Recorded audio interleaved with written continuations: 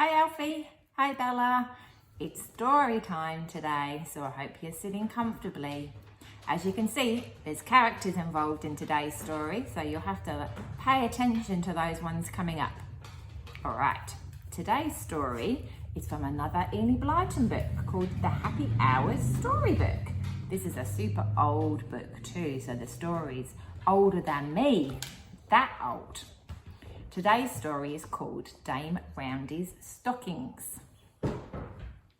As you might have guessed, I'm Dame Roundy today. Dame Roundy was a clever old woman. She made lucky stockings of red, green, yellow, purple, orange and brown.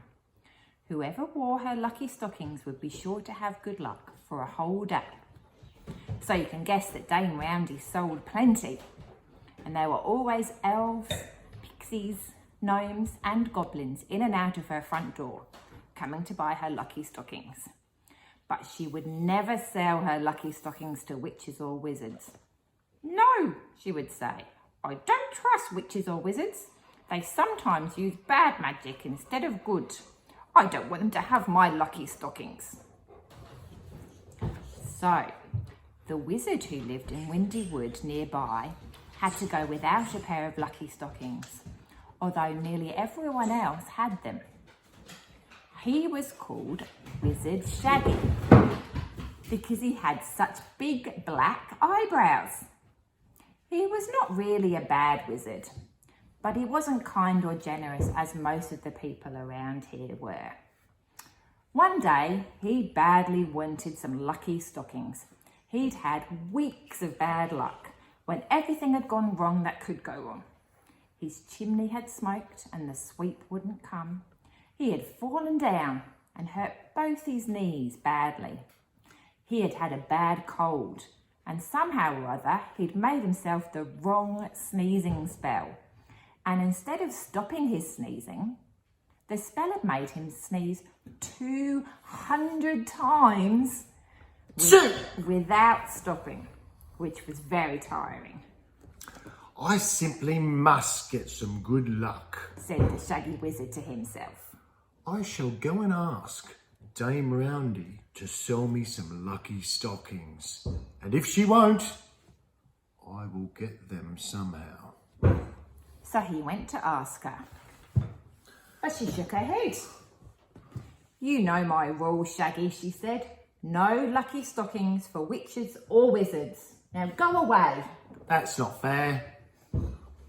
Now, that night, Shaggy went quietly to Dame Roundy's and listened to see if she was asleep.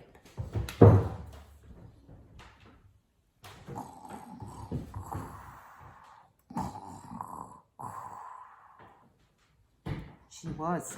He could hear her snoring very gently, and he grinned to himself. He knew where she kept her lucky stockings. She had a big red box, and into this she popped each lucky stocking as soon as she'd finished knitting it. Shaggy tried the kitchen window. It wasn't locked. He opened it very quietly. He climbed over the sill into the kitchen, and he felt his way to the red box. He opened it and took out as many stockings as he could. He only wanted one pair, but he thought he could easily sell the others to wizards and witches who were always longing for them and could never get them. He shut the box, climbed back into the garden and shut the window. Then he rushed off to Windy Wood as fast as he would go. Hooray! He had plenty of lucky stockings now, and he would soon get some good luck. But when he got back to his cottage, he began to feel rather uncomfortable. She might send Burley, the village policeman, to search his house. Certainly he wouldn't dare to wear any of the stocking for some time, in case people noticed that he had a new pair and told Dame Roundy. I haven't been so clever as I thought. I think I'll have to hide the stockings somewhere, so no one will know where they are. He looked at the pile of gay-coloured stockings and scratched his head. Where should he hide them? I know. He said suddenly. I'll go hang them up in the trees. The trees are all colours now. The leaves are all different colours. They are red and brown and yellow and orange. The gay stockings will match just beautifully. No one will guess they're hanging up in the trees among the bright autumn leaves. So, out went Shaggy to do what he had planned. Soon, all of the gay stockings were carefully hidden among the leafy branches of the nearby trees. Oh, good job, Shaggy. That looks great. Then Shaggy went to bed, feeling quite certain that nobody would guess his secret. In the morning, Dame Roundy was amazed and was angry to find her stockings stolen. Where'd they gone? Where'd they gone? She at once sent for Burley the policeman. Shaggy the wizard came to ask for some of my lucky stockings yesterday, said Dame Roundy. I think you had better go and ask him a few questions, Burley. So off went Burley the policeman to see Wizard Shaggy. And on the way, what did he find but a lucky yellow stocking dropped on the path that led to Shaggy's cottage. Then Burley felt quite certain that Shaggy had taken those stockings and had hidden them away somewhere.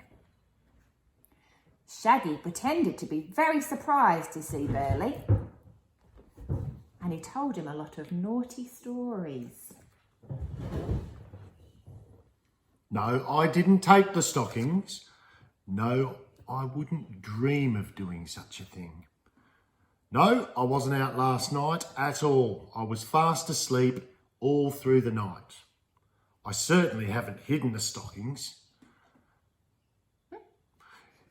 You just hunt around my cottage and see if you can find a single one. I dare you. Burley did hunt, but of course he couldn't find any of the stockings. He looked in the shed outside, he looked down the well. In fact, he looked everywhere, even up the chimney, but he couldn't find a sign of those lucky stockings. And yet he felt quite certain that Shaggy had them.